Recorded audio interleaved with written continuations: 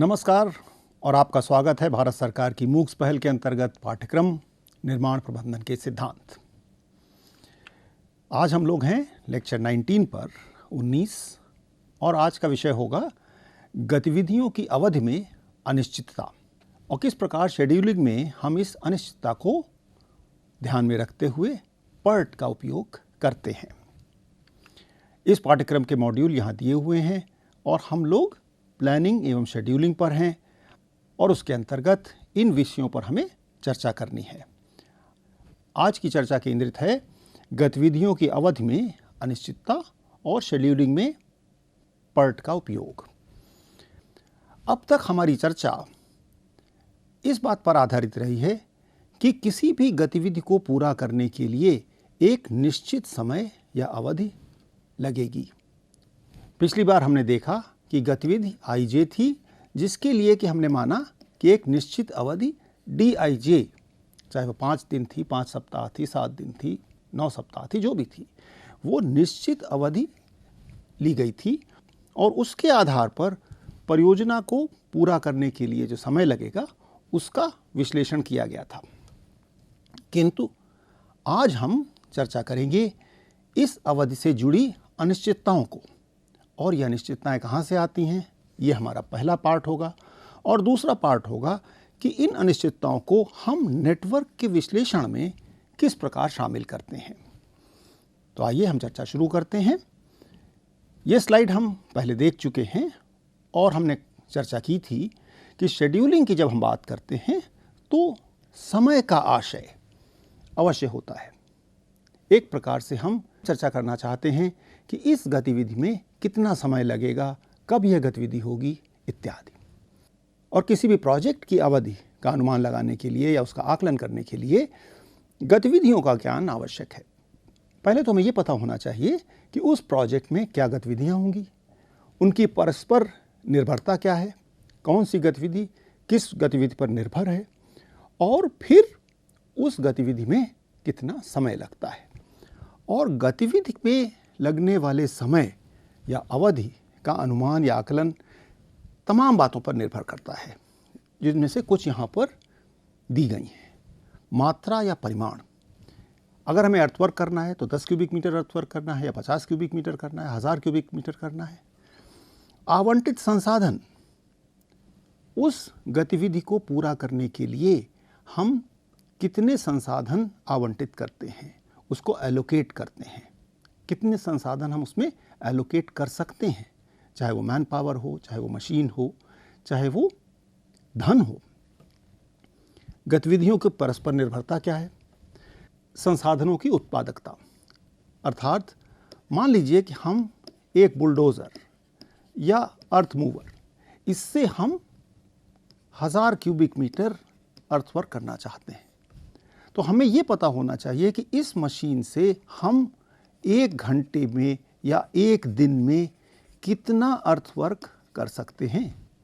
क्या ये rate bulldozer चलाने वाले के एक्सपर्टीज़ पर आधारित है या नहीं। हो सकता है एक एक्सपर्ट ड्राइवर हो, एक एक्सपर्ट ऑपरेटर हो जो कि उस मशीन से अधिक उत्पादकता एक्सट्रैक्ट कर सकता है। संभव है कि धीरे धीरे उस ड्राइवर की या उस ऑपरेटर की स्किल बढ़े जैसे जैसे उसको अनुभव प्राप्त हो और वह उसी मशीन से अधिक उत्पादकता एक्सट्रैक्ट कर सके। तो इन सभी बातों को हमें ध्यान में रखना होगा जब हम बात करते हैं उत्पादकता की। फिर बात आती है अनिश्चितता की। अनिश्चितता आज की चर्चा का केंद्र है और इस पर हम आगे भी चर्चा करते हैं। और ये टेबल आपको ध्यान होगा जब हम बाउंड्री वॉल का उदाहरण कर रहे थे तब हमने बनाई थी। इस टेबल में क्या दिया हुआ है कि इस प्रकार से 9 या 10 आइटम हैं। इनकी क्वांटिटीज़ हमने निकाली थी क्योंकि हमारे पास एक डिटेल्ड ड्राइंग उपलब्ध थी जिससे कि हम ये क्वांटिटी या परिमाण निकाल सके। अर्थवर्क के लिए हमने निकाला क्यूबिक मीटर में 87.83, प्लास्टरिंग के लिए हमने निकाला स्क्वायर मीटर में 210.84 स्क्वायर मीटर, रीइंफोर्समेंट के लिए हमने निकाला 1072.5 किलोग्राम इत्यादि। तो अब उस समय चर्चा इस बात पर थी कि इन आइटम्स का रेट क्या है, कि अर्थवर्क इन एक्सकेवेशन 100 रुपये है, first class brick work in 1-in-3 mortar उसका 500 रुपये है। तो इसके आधार पर हर आइटम का एक अमाउंट निकाला गया और उस अमाउंट के आधार पर परियोजना के कॉस्ट का आकलन किया गया। आज हमारी चर्चा इन्हीं क्वांटिटीज़ पर है, किंतु केंद्र रेट नहीं है बल्कि हमारा केंद्र है टाइम। इस गतिविधि को पूरा करने के लिए हमें कितना समय लगेगा, उसके लिए हमें आवश्यक है कि ये पता चले कि हम अर्थवर्क किस रेट पर कर पाएंगे, कितने क्यूबिक मीटर पर डे या पर आवर जो भी है वो क्या होगा। यहाँ पर स्क्वायर मीटर है तो हम क्या जो प्लास्टरिंग है वो हम 100 स्क्वायर मीटर पर आवर करेंगे या 50 स्क्वायर मीटर पर आवर करेंगे। तो उसके आधार पर हम तय करेंगे कि इस गतिविधि को पूरा करने के लिए कितना समय लगेगा। तो अब इस समय के आकलन के बाद हम देखेंगे कि इनकी डिपेंडेंस क्या है, इनकी आपस में निर्भरता क्या है, और उसके आधार पर हम पिछली बार की तरीके से एक नेटवर्क बना करके ये तय कर सकते हैं कि हमको वो बाउंड्री वॉल बनाने में कितना समय लगेगा। अब बात आती है कि इन अवधियों में, इस टाइम में जो हमने लिया है एक गतिविधि पूरा करने के लिए, अनिश्चितता कहाँ से आती है। तो गतिविधियों की अवधि का जब हम अनुमान लगाते हैं तो उसमें किस बात के आधार पर हम रेट निकाल सकते हैं। पहले की गई समान गतिविधियों में लगे समय का रिकॉर्ड एक मानक बनाने का सरल तरीका हो सकता है, जिसके के आधार पर हम एक औसत अवधि निकाल सकते हैं। तो अगर हमारे पास रिकॉर्ड है कि हम अर्थवर्क इन एक्सकेवेशन जो संसाधन हमारे पास हैं, जिस तरीके से हम उनको यूज़ करेंगे, उसमें हमें पता है कि 10 क्यूबिक मीटर पर डे हमारी प्रोडक्टिविटी है, हमारी उत्पादकता है। तो अगर हमें टोटल क्वांटिटी पता है तो हम उससे टाइम निकाल सकते हैं। लेकिन अगर हमारे पास ये एक मानक नहीं है तब अवधि को निकालना मुश्किल होता है। तो इस प्रकार के मानक अगर नहीं भी हैं तो कुछ पब्लिश डॉक्यूमेंट्स होते हैं जिनके के आधार पर हम ये कर सकते हैं और हमारी सहायता होती है। ये ध्यान में रखना चाहिए कि प्रत्येक निर्माण परियोजना का अस्तित्व अपना एक अलग होता है और इसलिए पिछले डेटा का उपयोग करके गतिविधि की अवधि अगर हम निकालते हैं तो उसमें अपनी ही सीमाएं होती हैं। अगर हमारे पास अर्थवर्क का ही एग्जाम्पल लें, एक्सकेवेशन का एग्जाम्पल लें, तो वो अर्थवर्क मान लीजिए किया गया 5 मीटर की डेप्थ पर, या 0 से लेकर 5 मीटर की डेप्थ पर हमारे पास जो पिछले एक्सकेवेशन किए गए उसमें गहराई 0 से 5 मीटर तक थी। लेकिन अगर वर्तमान परियोजना में जिसमें कि हम उसका आकलन करना चाहते हैं गतिविधि का, उसमें यदि ये हाइट या ये डेप्थ मात्र 0 से 1 मीटर है या 2 मीटर है या 5 से अधिक है, तो यहाँ पर किए गए अर्थवर्क द्वारा इस्टेब्लिश्ड मानक यहाँ पर कितने सहायक सिद्ध होंगे, यह इंजीनियर को ध्यान में रखना चाहिए कि क्या ये मानक कंजर्वेटिव है या कंजर्वेटिव नहीं है। तो ये तो हुई रिकॉर्ड की बात।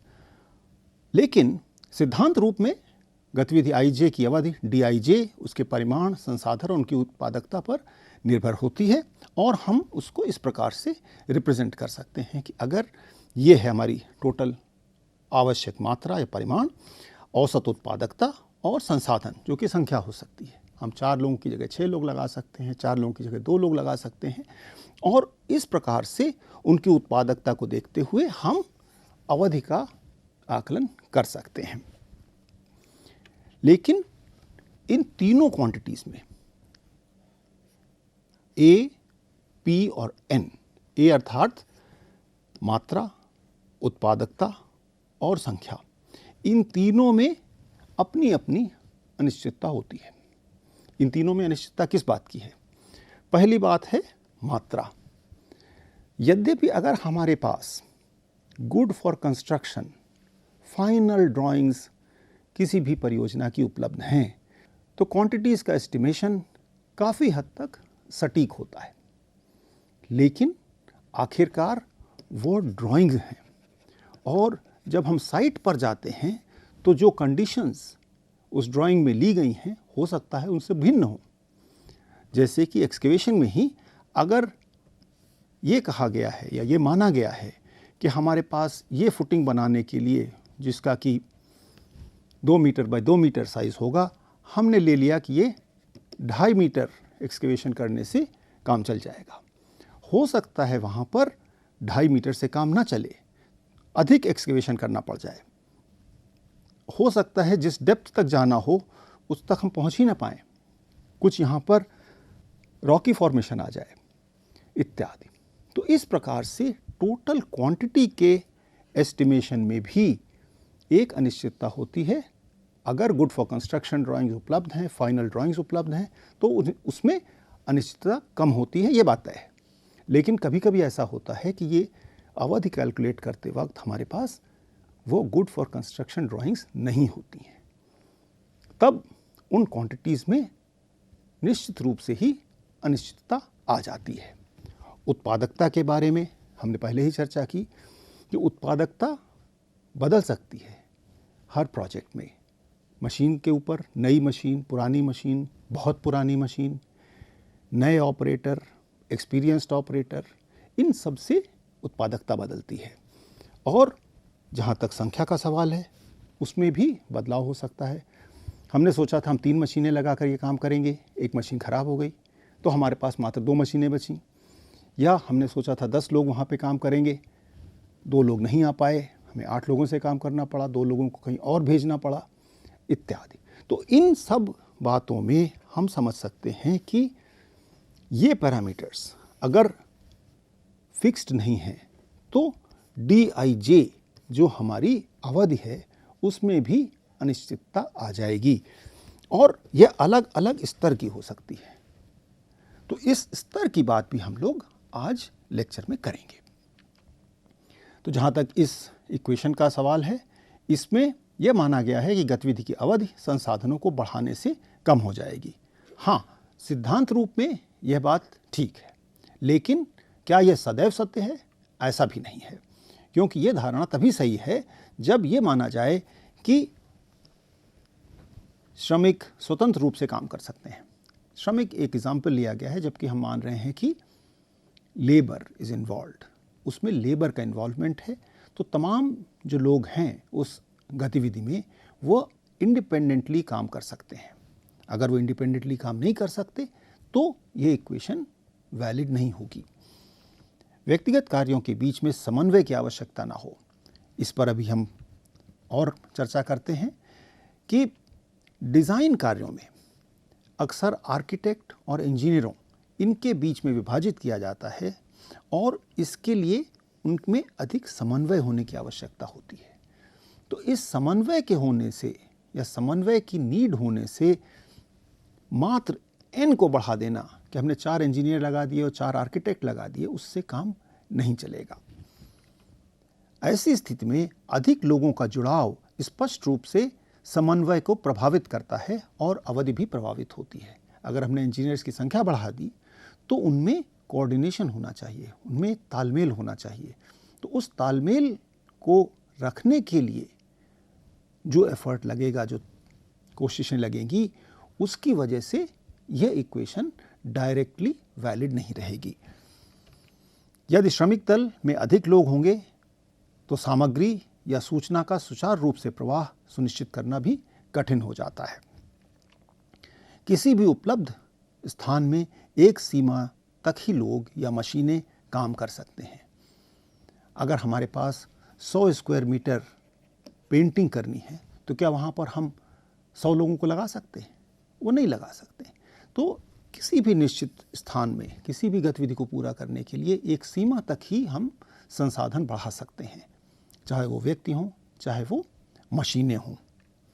तो इसलिए इस इक्वेशन को यूज़ करते वक्त ध्यान रखना चाहिए कि ये एक नॉर्मल रेंज में काम करती है। आइए अनिश्चितता के कुछ और कारणों पर भी चर्चा करें। हर परियोजना का अपना अस्तित्व होना, एक यूनिक कैरेक्टरिस्टिक होना। ये ध्यान में रखना चाहिए कि निर्माण कार्य ज़्यादातर ओपन एटमॉस्फेयर में किए जाते हैं, अर्थात ये फैक्ट्री का कंट्रोल्ड एटमॉस्फेयर नहीं होता है। इसका मतलब ये हुआ कि जो निर्माण कार्य यूपी में हो रहा है, जहाँ पर कि अपने टेम्परेचर, अपनी रेन के कैरेक्टरिस्टिक्स हैं, वो निर्माण कार्य अगर एक कोस्टल एरिया में होगा जहाँ पर कि टेम्परेचर अलग होगा, रेन की सिचुएशन अलग होगी, वहाँ पर वो अवधियाँ जो हमने यूपी पे कैलकुलेट की हैं डायरेक्टली एप्लीकेबल नहीं होंगी। मौसम में अनिश्चितता, एक ही जगह पर एक सा मौसम भारत में नहीं रहता है। अगर हम एक ऐसी जगह पर बात करते हैं जहाँ पर कि मार्च महीने में बारिश ज़्यादातर नहीं होती है और जुलाई में अधिकांश दिनों में बारिश होती है, वहाँ पर एक गतिविधि को पूरा करने के लिए अगर हमें अवधि निकालनी है तो हम ये कह सकते हैं कि ठीक है, मार्च में ये हम मान के चल सकते हैं कि बारिश नहीं होगी। जुलाई में यह बात मानना या ये असम्पशन लेना कि बारिश नहीं होगी, यह खतरनाक है। इसलिए हम कहेंगे कि बारिश तो होगी, लेकिन क्या रोज़ बारिश होगी? ये हो सकता है कि जिस दिन हम एक्टिविटी करें उस दिन बारिश ना हो। तो बारिश की प्रोबेबिलिटी वो यहाँ पर बहुत कम है और यहाँ पर बारिश न होने की प्रोबेबिलिटी कम है, अर्थात बारिश होने की प्रोबेबिलिटी हाई है या मैक्सिमम है। तो यहाँ पर हमको मौसम में होने वाली अनिश्चितता को भी ध्यान में रखना होगा। आवश्यक सामग्री न जुटा पाना, किसी भी गतिविधि के लिए रॉ मटेरियल साइट पर उपलब्ध कराना एक आवश्यक कार्य है। तमाम कारण हैं जिसकी की वजह से हम एक साइट पर यहाँ से मटेरियल जो हमें समय पर पहुँचाना चाहिए वो नहीं पहुँचा पाए। यहाँ पर जहाँ उत्पादन हो रहा है इस संसाधन का या इस मटेरियल का, यहाँ पर कुछ दिक्कत हो सकती है या ट्रांसपोर्टेशन में दिक्कत हो सकती है, उसकी वजह से यहाँ पर होने वाली गतिविधि पर प्रतिकूल प्रभाव पड़ सकता है। तो आवश्यक सामग्री न जुटा पाना भी अनिश्चितता का एक बहुत बड़ा कारण होता है। मशीनों का खराब हो जाना, हम कोशिश करते हैं कि खराब ना हो, रख रखाव मेंटेनेंस किया जाए, लेकिन फिर भी मशीनें खराब हो सकती हैं। खराब होने पर हमारे पास अगर स्टैंड बाई है भी तो भी उसको लेकर आना और उसको यूज़ करने में समय लगता है और हमारी गतिविधि डिले होती है। प्राकृतिक आपदा से तो बहुत सारी चीज़ें इफ़ेक्ट होती हैं और अनिश्चितता का एक बहुत बड़ा कारण बन सकती हैं प्राकृतिक आपदा। तो निर्माण कार्य में अधिकांश गतिविधियां जो हमारे डायरेक्ट नियंत्रण से बाहर हैं, ये कहा जा सकता है कि निश्चित रूप से अनिश्चित हैं। तमाम अनिश्चितताओं को देखते हुए गतिविधि की अवधि के साथ एक प्रोबेबिलिटी जुड़ जाती है। हम ये नहीं कह सकते हैं कि ये गतिविधि 5 दिन में या 6 दिन में अवश्य पूरी हो जाएगी।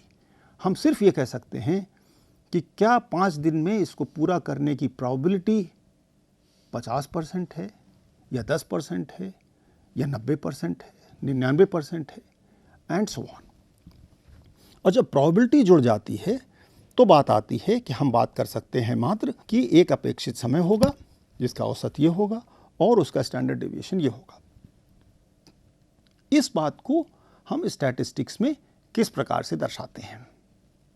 गतिविधियों की अवधि से संबंधित विभिन्न पहलुओं को देखने के बाद आइए देखें कि इस अनिश्चितता को शेड्यूलिंग प्रक्रिया में कैसे शामिल किया जाता है और किस प्रकार हम project evaluation and review technique अर्थात PERT का उपयोग करके हम नेटवर्क का विश्लेषण करते हैं। अनिश्चितता और प्रोबेबिलिटी यहां पर दिया गया है नॉर्मल डिस्ट्रीब्यूशन, और नॉर्मल डिस्ट्रीब्यूशन क्या दर्शाता है? और इसको कैसे कैरेक्टराइज किया जाता है? इसको दो पैरामीटर में परिभाषित करते हैं, एक होता है एवरेज और एक होता है स्टैंडर्ड डेविएशन। तो आप ए और बी, अगर ये दो डिस्ट्रीब्यूशन हैं और ये कहा जाए कि इसका एवरेज, जो कि अमूमन हम म्यू के रूप में दिखाते हैं, इसको कहते हैं म्यू ए मान लें और इसको हम म्यू बी माने। अगर हम ये मान लें कि म्यू ए और म्यू बी बराबर हैं, तो इस ए और बी डिस्ट्रीब्यूशन में फ़र्क क्या है? इसमें फ़र्क है, ये फ्लैट है और ये पीक्ड है, अर्थात इसका स्टैंडर्ड डेविएशन, जिसको कि हम अक्सर सिग्मा से दिखाते हैं, सिग्मा ए, और इसका स्टैंडर्ड डेविएशन है सिग्मा बी, तो सिग्मा ए जो है वो सिग्मा बी से अधिक है। अगर सिग्मा ए से सिग्मा बी कम है या सिग्मा बी से सिग्मा ए अधिक है, तो ये डिस्ट्रीब्यूशन आएगा और ये डिस्ट्रीब्यूशन आएगा एक ही मीन के लिए। इसको हम ऐसे भी दिखा सकते हैं कि एक डिस्ट्रीब्यूशन ऐसे होगा और एक डिस्ट्रीब्यूशन ऐसे होगा। इसका मीन या औसत एक ही है, लेकिन इसका स्टैंडर्ड डेविएशन और इसका स्टैंडर्ड डेविएशन अलग अलग हैं। हम ये भी देख सकते हैं कि एक ही स्टैंडर्ड डेविएशन से एक नॉर्मल डिस्ट्रीब्यूशन ये है और एक नॉर्मल डिस्ट्रीब्यूशन ये है। इन दोनों का सिग्मा एक ही है, sigma 1 is equal to sigma 2, लेकिन mu 1 is less than mu 2। तो ये म्यू इस म्यू से कम है, लेकिन इसका स्टैंडर्ड डेविएशन एक ही है। यहाँ दिखाया गया है कि म्यू एक है, लेकिन स्टैंडर्ड डेविएशंस 1 और 2 के अलग हैं। तो तमाम अनिश्चितताओं को देखते हुए गतिविधि की अवधि के साथ प्रोबेबिलिटी जुड़ जाती है और इसको एक अपेक्षित समय, औसत और स्टैंडर्ड डेविएशन से दर्शाया जाता है। तो हम आगे बढ़ते हैं और देखते हैं कि कंस्ट्रक्शन वर्क में हम इस कॉन्सेप्ट को किस प्रकार यूज़ करते हैं। किसी गतिविधि की अवधि के 3 आकलन या अनुमान माने जाते हैं। एक है pessimistic time, most likely time और ऑप्टिमिस्टिक टाइम। इन तीनों को हम इस प्रकार देख सकते हैं कि एक समय है जिसको कि हम कहते हैं पेसिमिस्टिक टाइम, एक समय ये है जिसको कि हम मानते हैं मोस्ट लाइकली टाइम, और एक ऑप्टिमिस्टिक टाइम। इनकी जो फॉर्मल परिभाषा है उस पर अभी हम जाएंगे, लेकिन उससे पहले ये वो 3 अवधियां हैं जो दिखाती हैं कि तमाम परिस्थितियों के पूर्णतः अनुकूल होने पर जो समय उस गतिविधि को पूरा करने में लगेगा वो होगा ऑप्टिमिस्टिक टाइम। अगर तमाम परिस्थितियां प्रतिकूल हैं तो एक तरीके से तो हम कह सकते हैं कि कभी ये गतिविधि पूरी ही नहीं होगी, लेकिन इंजीनियरिंग सेंस में जितना समय लगेगा उसको हम कहते हैं पेसिमिस्टिक टाइम। और एक इंजीनियरिंग जजमेंट को यूज़ करके हम मानते हैं कि ये गतिविधि इस अवधि में पूरी हो जाएगी। कुछ परिस्थितियां अनुकूल होंगी, कुछ प्रतिकूल होंगी, उनको एक जजमेंट करके, उन पर एक विचार करके हम जो अवधि निकालते हैं उसको कहते हैं मोस्ट लाइकली टाइम। तो इन 3 अवधियों के आधार पर हम आगे बढ़ते हैं और कोशिश करते हैं कि हम एक अपेक्षित अवधि निकालें।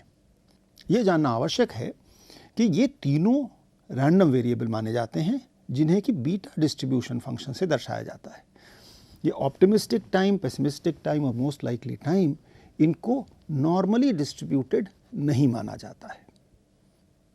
मैं आपके साथ ये बात साझा करना चाहता हूँ कि इस लेक्चर के इस पार्ट में हम स्टैटिस्टिक्स के कुछ सिद्धांतों की बात करेंगे।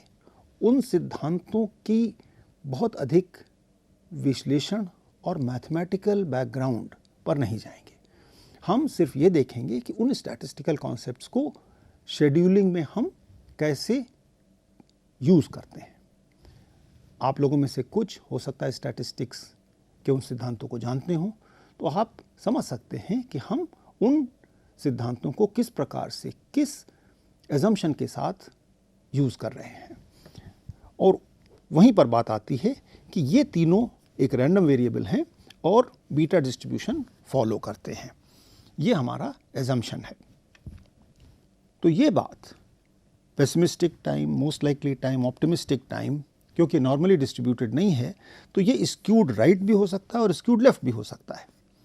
जैसा कि हमने चर्चा की थी कि अगर मार्च में कुछ एक्टिविटी करनी है जहाँ पर कि पानी बरसने की संभावना कम है, तो हम कह सकते हैं कि ठीक है, ऑप्टिमिस्टिक टाइम हमारा होगा, मोस्ट लाइकली टाइम होगा और पेसिमिस्टिक टाइम होगा। तो ये दोनों तो आसपास होंगे, लेकिन पेसिमिस्टिक टाइम उससे अलग चला जाएगा क्योंकि पानी बरसने की आशंका कम है। लेकिन अगर जुलाई में हम उसी गतिविधि की बात करते हैं तो हम देखेंगे कि optimistic time, most likely time और पेसिमिस्टिक टाइम में ये दोनों समय या अवधि लगभग एक सी होंगी क्योंकि इसमें हमें पानी बरसने की संभावना मान के हम लेंगे। इसके बराबर होंगी ये नहीं कहा जा रहा है, इससे अलग तो होंगी लेकिन हो सकता है आसपास हों। लेकिन ऑप्टिमिस्टिक टाइम अलग हो सकता है क्योंकि हम ये मानेंगे कि जुलाई में वर्षा न होने की प्रोबेबिलिटी कम है, तो हमारे लिए एक सौभाग्य की बात होगी कि पानी नहीं बरसेगा, तो वो ऑप्टिमिस्टिक टाइम माना जाएगा। मार्च में पानी का बरसना हमारे लिए एक ऐसी घटना है जिसके के लिए हम प्रिपेयर्ड तो हैं लेकिन हम मानते हैं कि शायद ये घटना नहीं होगी, तो इसलिए पेसिमिस्टिक टाइम आ जाएगा। अर्थात उन केसेस में यहाँ पर मोस्ट लाइकली टाइम और पेसिमिस्टिक टाइम पास में है लेकिन ऑप्टिमिस्टिक टाइम दूर है। यहाँ पर ऑप्टिमिस्टिक टाइम और मोस्ट लाइकली टाइम पास में है लेकिन पेसिमिस्टिक टाइम दूर है। तो ये बात इस प्रकार के केसेस से स्पष्ट सामने आती है। तो इसकी औपचारिक परिभाषा, ऑप्टिमिस्टिक टाइम TO आदर्श परिस्थितियों में, आइडियल कंडीशंस में गतिविधि को पूरा करने की न्यूनतम संभावित अवधि।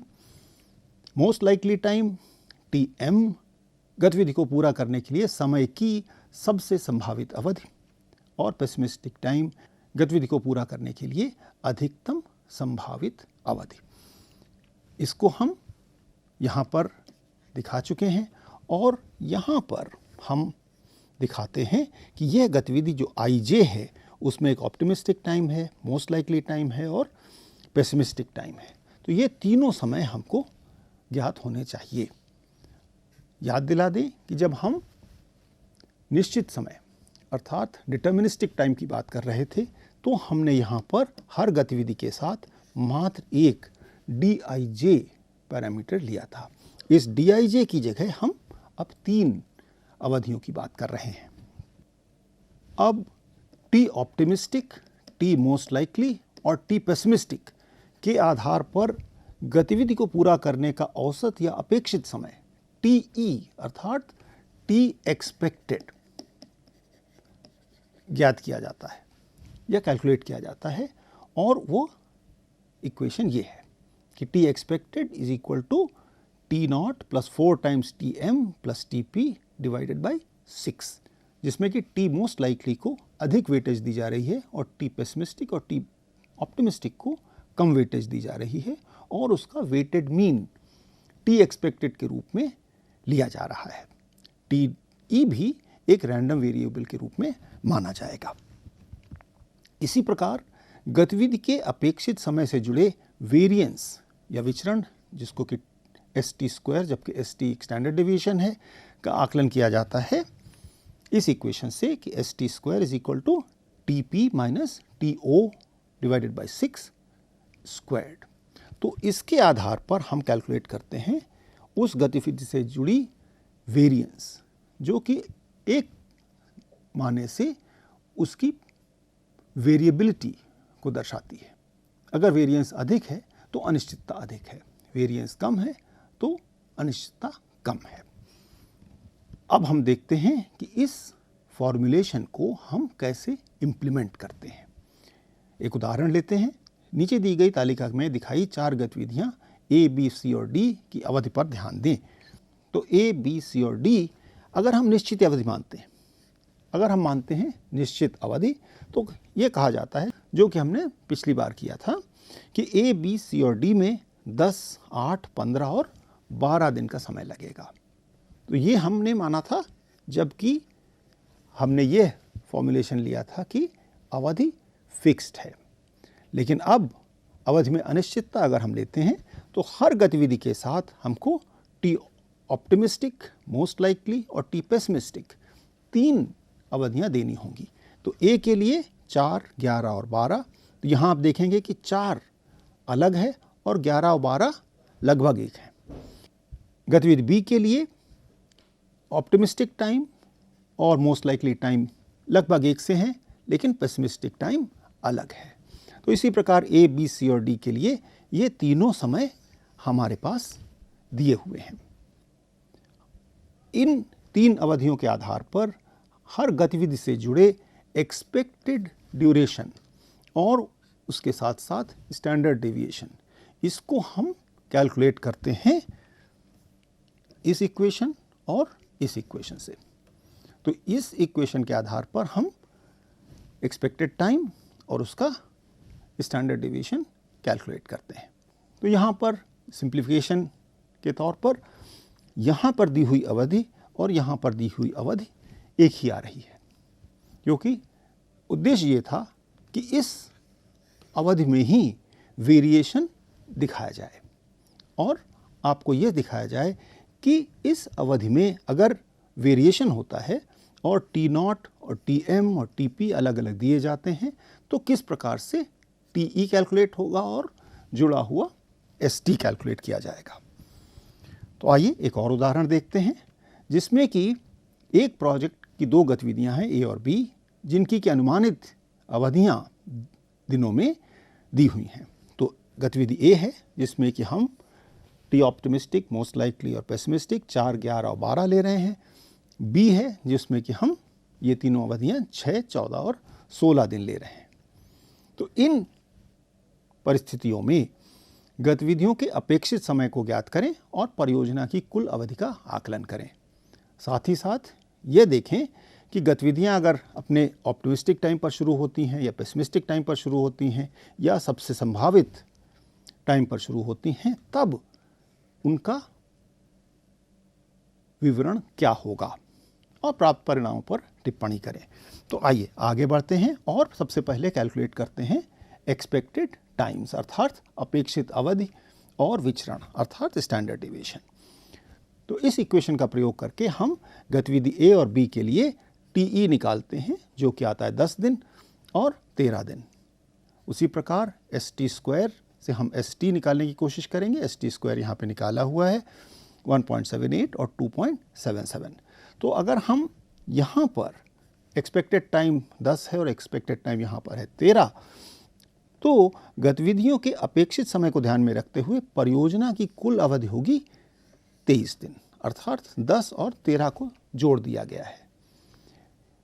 जहाँ तक नेटवर्क का सवाल है, ये बहुत ही स्ट्रेट फॉरवर्ड नेटवर्क है कि गतिविधि बी तभी शुरू हो सकती है जब गतिविधि ए समाप्त हो जाए। तो गतिविधि ए को समाप्त करने के लिए एक्सपेक्टेड ड्यूरेशन 10 दिन है और 10 दिन के बाद गतिविधि बी शुरू होगी, जिसकी एक्सपेक्टेड ड्यूरेशन 13 दिन है। गतिविधि ए और बी दोनों को समाप्त करने के लिए, अर्थात परियोजना को पूरा करने के लिए जो अनुमानित अवधि होगी वह इसका योग होगी, अर्थात 23 दिन। अब यदि ये गतिविधियाँ अपने ऑप्टिमिस्टिक टाइम से चलती हैं तो परियोजना की कुल अवधि होगी मात्र 10 दिन, क्योंकि 4 दिन में यह खत्म हो जाएगी और 4 दिन के बाद 6 दिन में यह गतिविधि भी खत्म हो जाएगी। तो हमारी परियोजना की अवधि मात्र 10 दिन होगी। अगर ये पेसिमिस्टिक तिथियों पर शुरू होती हैं तो अवधि होगी 12 और 16 का योग, अर्थात 28 दिन। अगर मोस्ट लाइकली टाइम पर शुरू होती हैं तो योग होगा 25, अर्थात 11 + 14। अब हमने कैलकुलेट किया है, हमने अपेक्षित समय के आधार पर परियोजना को समाप्त करने का जो अवधि है उसको माना है या कैलकुलेट किया है 23 दिन के रूप में, अर्थात 10 + 13। अब गतिविधियों का सबसे संभावित समय अर्थात 25 दिन जो कि यहाँ से लिया है, वह इस 23 दिन के बहुत ही करीब है। परियोजना को पूरा करने का समय यदि गतिविधियां देर से अर्थात अपने पेसिमिस्टिक टाइम पर भी शुरू होती हैं तो 28 दिन आता है, और ये भी 23 से कोई बहुत अधिक नहीं है। किंतु ये जो समय है ऑप्टिमिस्टिक टाइम, ये उससे बहुत अलग है। इससे क्या निष्कर्ष निकाला जा सकता है? ये कहा जा सकता है कि परियोजना के बहुत जल्दी यानी गतिविधियों के संभावित समय के भीतर पूरा होने की संभावना बहुत कम है। ये दोनों पास में हैं इसके, और ये बिल्कुल अलग है। इसका कारण ये है कि गतिविधियां काफ़ी हद तक राइट स्क्यूड हैं। तो हम लोग आगे बढ़ते हैं और ये देखते हैं कि PERT में क्रिटिकल पाथ का निर्धारण कैसे किया जाता है। तो क्रिटिकल पाथ का निर्धारण गतिविधियों के फॉरवर्ड और बैकवर्ड पास, जैसा कि हमने पहले किया था, वही प्रक्रिया फॉलो होगी, और गतिविधियों को पूरा करने के लिए उनकी अपेक्षित अवधि ली जाएगी। प्रोजेक्ट को पूरा करने की अपेक्षित अवधि जो कैपिटल TE है, उसका आकलन क्रिटिकल पाथ पर आने वाली गतिविधियों की संभावित अवधि स्मॉल TE को जोड़कर किया जाता है, जिसको कि मैथमेटिकली यहाँ पर दिखाया गया है कि ये sum of TE for all I for activities on critical path, इनका योग हमको देगा प्रोजेक्ट को पूरा करने की अनुमानित या अपेक्षित अवधि। अब अपेक्षित अवधि तो मिल गई, अपेक्षित अवधि के साथ जो वेरिएशन है, वेरिएंस या स्टैंडर्ड डेविएशन, वो कैसे मिलेगा? उसके लिए प्रोजेक्ट की कुल अवधि से जुड़ा विचरण या वेरिएंस क्रिटिकल पाथ पर आने वाली गतिविधियों के वेरिएंस का योग ये माना जाएगा। अर्थात VT जो कि वेरिएंस है पूरे प्रोजेक्ट का, वो सम होगा उन तमाम वेरिएंसेस का जो कि उन गतिविधियों से जुड़े हुए हैं जो कि क्रिटिकल पाथ पर आते हैं, और स्टैंडर्ड डेविएशन हम इसका स्क्वायर रूट निकाल कर ले सकते हैं। क्योंकि TE जो कैपिटल TE है वह स्मॉल TEs अर्थात छोटे TEs का योग है, यह भी वास्तव में एक रैंडम वेरिएबल हुआ और गणित के सिद्धांतों के अनुसार नॉर्मल डिस्ट्रीब्यूशन का अनुसरण करेगा। That is capital TE will follow a normal distribution. एक परियोजना को किसी भी अवधि से कम में पूरा करने की प्रोबेबिलिटी नॉर्मल डेविएट Z और उपलब्ध तालिकाओं के आधार पर जानी जा सकती है। इसको हम एक उदाहरण के रूप में भी देखेंगे, और जहाँ तक Z के मूल्यांकन का प्रश्न है वह इस इक्वेशन से किया जाता है। तो आइए हम एक उदाहरण देखते हैं जिसमें कि 3 गतिविधियां हैं एक प्रोजेक्ट में, A, B और C, और T0, TM और TP ये तीनों गतिविधियों के लिए यहाँ पर दिए हुए हैं, और पूछा यह जा रहा है कि परियोजना की कुल अवधि क्या मानी जा सकती है और 17 सप्ताह से कम समय में परियोजना को पूरा करने की संभावना या प्रोबेबिलिटी क्या है। तो हमारा पहला स्टेप होगा अपेक्षित समय और भिन्नताओं की गणना।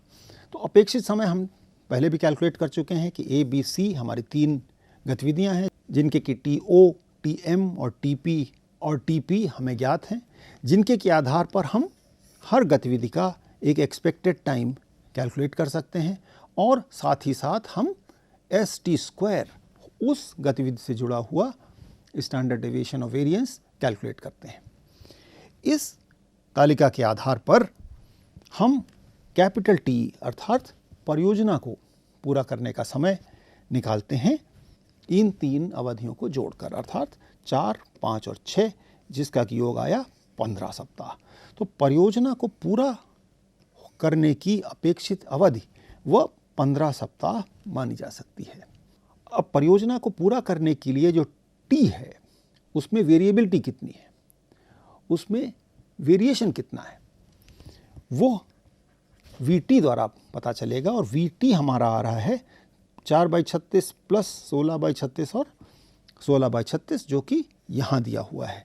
तो इसको हमने जोड़ा तो हमारा VT आता है 1, और स्टैंडर्ड डेविएशन भी उसका स्क्वायर रूट हुआ तो ये भी 1 है। तो 1 तो हो गया हमारा स्टैंडर्ड डेविएशन।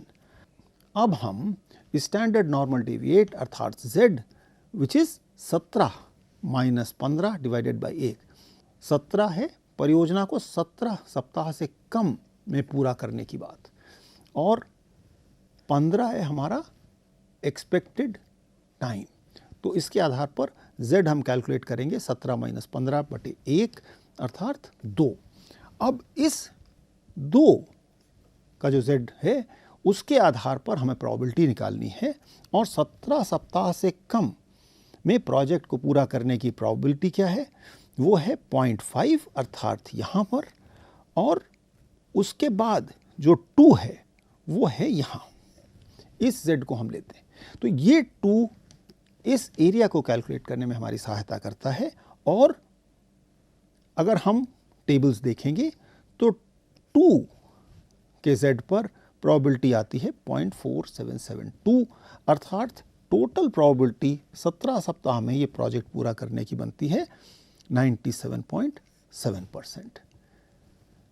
ये तो आप समझ ही गए होंगे कि अगर हम TE कैलकुलेट करते हैं तो मात्र TE पर प्रोजेक्ट को पूरा करने की प्रोबेबिलिटी क्या है, वो प्रोबेबिलिटी है 50%, क्योंकि ये TE कॉरेस्पॉन्ड करता है इसके औसत पर, इस नॉर्मल डिस्ट्रीब्यूशन के औसत पर। इस नॉर्मल डिस्ट्रीब्यूशन, इस TE का नॉर्मल डिस्ट्रीब्यूशन यहाँ दिखाया गया है, जिसका कि औसत यहाँ पर है, अर्थात उस अवधि में प्रोजेक्ट को पूरा करने की प्रोबेबिलिटी 50% है, क्योंकि यहाँ पर हम बात कर रहे हैं 17 सप्ताह की, जो कि 15 से अधिक है। तो स्पष्ट है कि जो प्रोबेबिलिटी है वो 50 से अधिक ही होगी।